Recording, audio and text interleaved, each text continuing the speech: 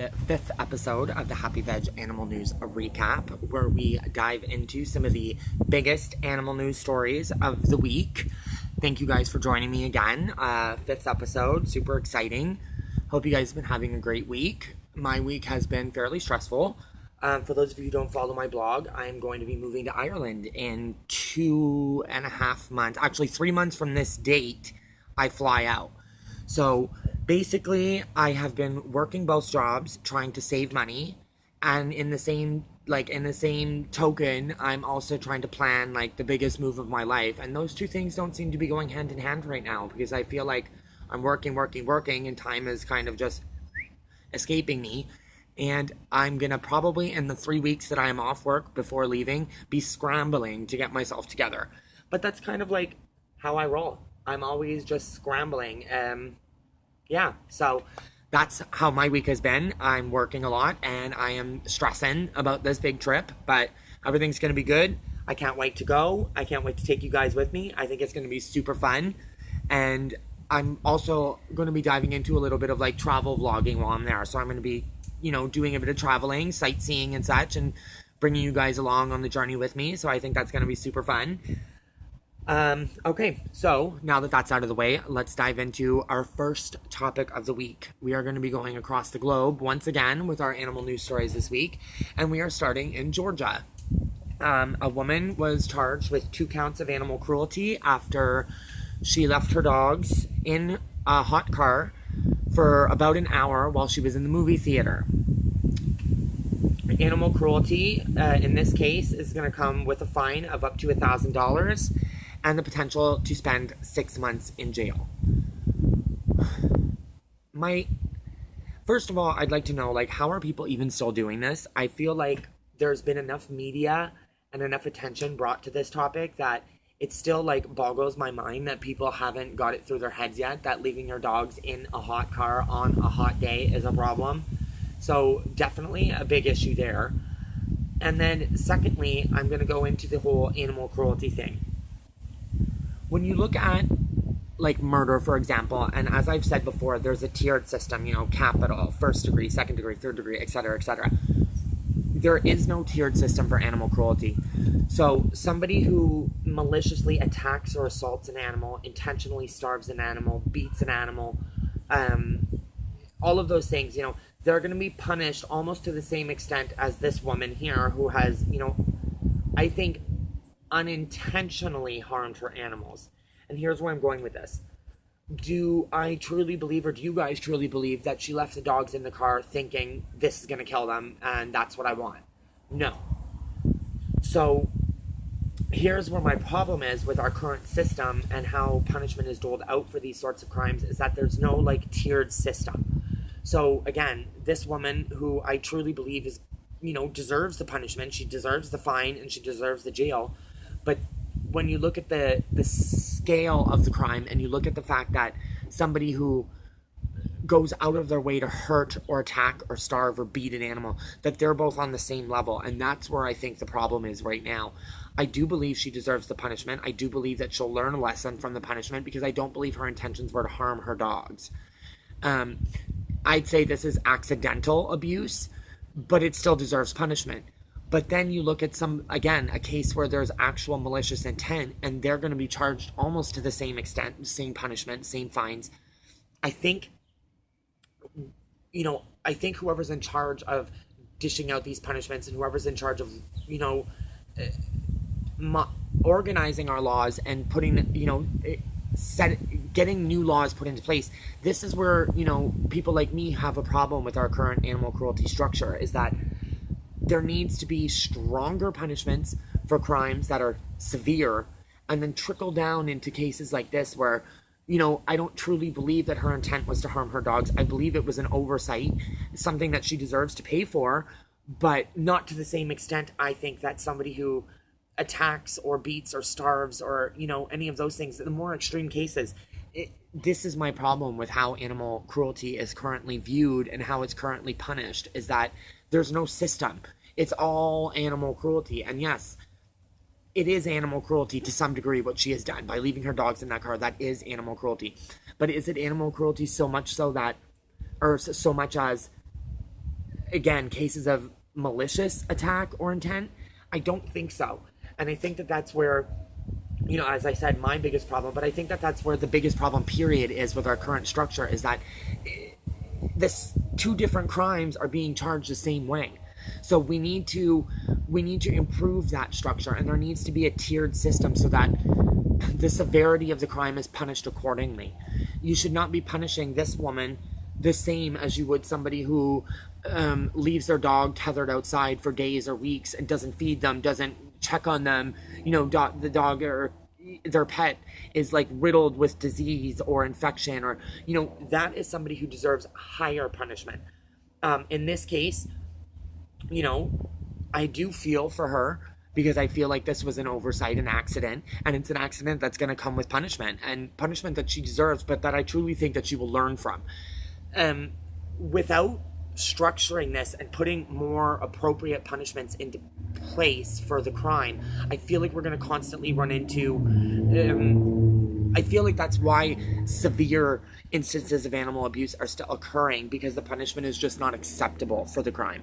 So definitely think we need to be looking at that. Definitely think our governments need to be addressing animal cruelty on a more appropriate level. I think there needs to be a tiered structure so that this person who had intent of harming an animal is punished more severe than somebody who in this case accidentally harmed their animals.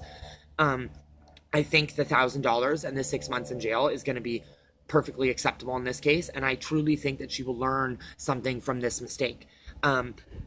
Dogs in hot cars, people, come on. If you wouldn't leave your child in the car for 2 hours while you're out shopping or you're getting your hair done or going to the movies, don't leave your dogs. Have a dog sitter ready. Don't bring the pet. Leave them at home in the cage or just until you get home. There's so many solutions that this sort of thing should not still be happening. So hopefully this is a wake-up call to her, first of all, and then to anybody else who might be doing this or might not consider this to be a problem. It is a problem. Animals do not belong in hot cars roasting while you're lollygagging at the theater. So glad to hear that the dogs are both going to be okay. One of the animals did suffer a heat stroke seizure after being rescued. Very unfortunate, but the story does say that the dogs are doing well now, so that's all that really matters. Again, I think we need to put more focus into fixing this structure so that severity of the crime is punished on different levels, okay? Enough with animal cruelty being one big bubble that everything falls under, because it doesn't work like that. It doesn't work like that with any other crime. So why is animal cruelty still working like that? That is a problem. So our government definitely needs to address these problems. We need to have a tiered structure. Things need to change. Moving on, we are heading back to BC. And coincidentally, I don't know if you guys remember from last week, I talked about a case of what was quoted as being extremely sadistic abuse of chickens at a facility in BC. We're heading back to BC now to another chicken facility. The SPCA is currently investigating after a woman walking her dog by the facility witnessed what she deemed to be animal abuse. What she saw was people holding chickens by their feet, several of them at one time, and then throwing them into crates. The crates are being slammed shut with, the chicken's body parts kind of hanging out of there. The chickens are likely enduring broken bones, dislocated joints, and unnecessary stress.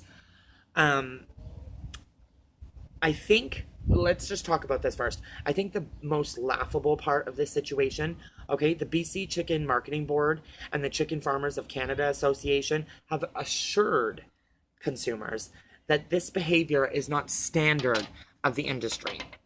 I'm going to pause for a minute while you guys finish laughing.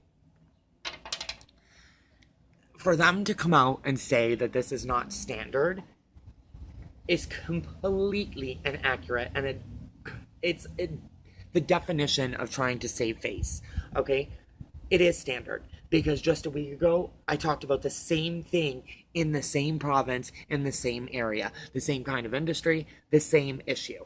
So maybe it's not how they are trained to be, but to say it's not standard is totally left field. It is standard because it's happened twice in 2 weeks, and it's probably happening more frequently than what is being reported because it's up to undercovers or witnesses to expose it. If you're going to come out and assure consumers that this is not happening, that assurance needs to come with some kind of factual evidence, okay?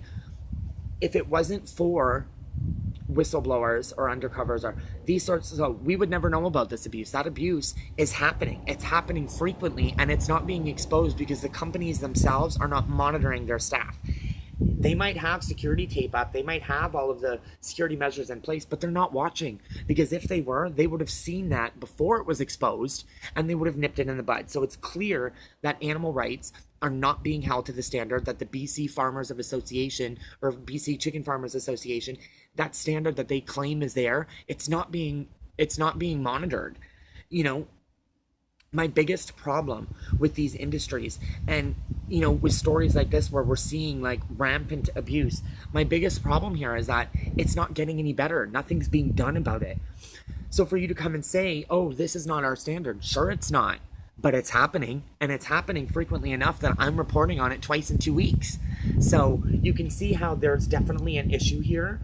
I said last week, and I'll reiterate exactly what I said before, there needs to be more monitoring of these industries, whether it's through the BC Chicken Farmers Association of Canada or whether it's through the businesses themselves. The people in charge of running these businesses, the people in charge of security, the people in charge of, the owners of these industries, they need to be held more responsible for how their industry is run, because their business is run, because at the end of the day, they have the power to watch these tapes. They have the power to put security in place. They have the power to stop it before somebody like myself or a passerby or witnesses and calls authorities.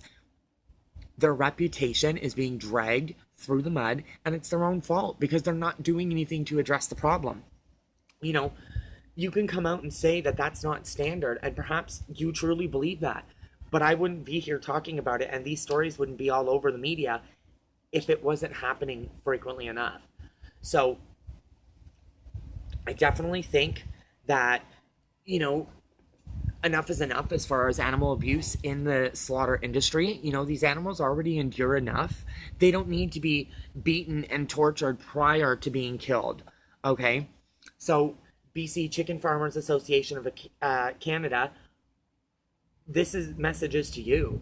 If you say that this is not standard, back that up with facts. Back that up with, you know, your reports of the facilities that you monitored where you did not witness any abuse. Back that up with facts from the videotapes that you watched to ensure that these things were not happening. Back that up with reports from the owners of every one of those facilities who say that they have monitored their tapes and can confirm that there was no abuse and that the standards that are in, you know, the standards that they claim to be in place are being held. Okay? Enough with the chicken abuse, enough with the animal abuse in these industries. This is causing people to turn away from meat. People who perhaps wouldn't have thought twice about it, but now they're seeing, they're seeing these stories coming out one after another, and maybe they're saying, like, I don't want any part of this anymore. You know, I knew that my meat was being slaughtered, obviously, but I didn't know it was being tortured. I didn't know it was being sexually abused. I didn't know it was being physically and emotionally abused before slaughter. You're going to continue losing customers. Not to mention, you're going to continue losing everything that, you know, everything that you claim your business is about. It's not, because it's not happening. What's happening is that every one of these industries, there's abuse happening, and it's not being nipped in the bud before it reaches the media. And that is the biggest problem here. If there was a standard that supposedly is set, we wouldn't be reading about this stuff week after week. So this is definitely, in my opinion, a wake-up call to the BC Chicken Farmers Association of Canada. This standard that you claim is in place is not being met. And for you to come out and assure your consumers that that's not the standard, that your words fall on deaf ears. Nobody cares, because it is happening. So hopefully, you know, with this being brought out again in the same province, in the same area, the same industry, hopefully this is an opportunity for the BC Chicken Farmers Association of Canada and the Marketing and Advertising Board to kind of collectively work towards better standards, work towards stronger monitoring and scrutiny, and maybe raise the bar on those standards and say, like, you know, we'll be there once a month to check your tapes to walk your facility, to speak to all of the employees. And, you know, because it only takes one employee who witnesses something and maybe they don't agree with it to speak out, but they're too scared. Because, in my opinion, the owners of these industries don't really care about the animal abuse. Otherwise, they would have already known about it. So, this is an opportunity to save face and to do so in a manner that's respectable and appropriate given the situation, okay? Enough with the empty promises and the, you know, the assurances that this is not the way things are, because it is. So enough with that. You need to come to a better solution here. There needs to be another way to monitor these things. You're not doing enough. And talking isn't helping. Coming out and saying, oh, this isn't how it is. Well, I beg to differ. I'm talking about an instance where that is how it is. So enough is enough with that. We need to, you know, you need to figure out a better solution. There needs to, as I said, there needs to be a stronger monitoring of these industries. There needs to be more tours of the facility, more reviews of their tapes. Nip that in the bud before it becomes what I'm dealing with now, before it becomes a story that hundreds of thousands of people are talking about, because your reputation is on the line here. And coming out and saying what you're saying isn't enough. We want facts. We want proof that that's not happening to the meat, to the chickens, and to your, you know, to what you claim are products. You know, these animals don't, there are standards in, like, set in place for how these animals are to be treated prior to slaughter, and they're not being met. So your words mean nothing until you make actions to correct the situation. And that's what I'm hoping to see in the coming weeks. I will definitely be looking for any kind of an update. You know, I'll be checking the BC Chicken Farmers Association page and looking to see if there's been any improvement or perhaps any mention of improvements within the industry, because at the end of the day, saying this is not how it is not enough. Because, as I said, I wouldn't be here, other animal rights activists wouldn't be here, and other vloggers wouldn't be here talking about this stuff if it wasn't happening. So enough's enough. Let's make the improvements needed so that your words actually hold value, because right now they definitely don't, and you're not doing enough. So let's hope for change in this industry, big time. I'm taking you guys to Australia. I don't know if any of you guys saw this story online. I know when I first saw it, I was immediately disturbed. I'd like to start off by saying that animal cruelty charges in Australia, especially with protected wildlife, come with more appropriate punishment. You'll see fines of up to $36,500 and up to 2 years in jail, which to me is more appropriate for animal cruelty convictions, you know, as opposed to our $1,000 6 months, which very rarely happens anyhow. So kudos to them for having a little bit stronger of a punishment in this area. Now, the story here is that a kangaroo was shot approximately 3 times, propped up and tied up in a chair roadside, and dressed up, propped up with a liquor bottle, and whoever's was responsible for this took pictures like it was a big joke of this corpse holding a liquor bottle and dressed up and whatever else, looking a fool. Police are currently looking for any witnesses or anyone who would have seen anything or wants to come out and speak out against this. I'd like to start off by saying that in the article it mentions that this was a pretty public area and that there was a reasonable amount of traffic flow along this road. So, problem number 1, you can't tell me that enough people did not see something, that enough people did not witness that. And I think that that's red flag number 1 about how animals are perceived in this area, is that how many people drove by and saw some, you know, it takes a while to prop an animal, a dead animal, prop it up like that, tie it up, dress it up, you know, all of those things. It takes time. So enough people drove by there, saw it, and did absolutely nothing. I know me personally, you know, the article did not state if it was night or daytime, okay? Now, if it was nighttime, perhaps you didn't see that it was an animal. Fine. But you saw something. You saw something happening there that was not normal, that you should have called authorities, okay? So I definitely think that that's a huge issue. Second of all, I find it hard to believe that, given the fact that the police are saying that this is a public area, that They're struggling to find witnesses. Why is it that people are so scared to speak out? If I witnessed something like that, I can rest assured, as soon as I was out of the distance, I would have been on the phone with the authorities, alerting them to what I suspected was like not acceptable behavior. Maybe I didn't see what was being tied up. Maybe I didn't see, enough details to provide, but I saw something that was not normal. Okay. So it's rather shocking to me that this happened and it took time to happen, and that nobody witnessed anything, or nobody is speaking out. I think that that's, a direct correlation with animal rights. I think it's a direct correlation with how animals are perceived. And I think that that's a big problem, My hopes in this situation, obviously, is that the people involved are caught and punished to the full extent. They deserve the $36,500 in fines, and they deserve at least 2 years in jail, because this is intent. This is malicious intent. This is, looking back at the dogs in the car story, that's somebody who perhaps didn't intend to harm their animals, but still deserved to be punished. This instance is, as malicious intent as it can be. Complete disregard for animal life. You're not only killing the animal, but you're using it as some sort of like a joke prop and taking pictures of it. There's, a sensitivity chip that's not there. So please, anybody out there who witnessed anything, call the authorities and speak out. You don't be afraid to speak out on these sorts of things, because without your help, this particular instance and other instances that will likely occur in the future, they're going to go unpunished because these people will not be caught.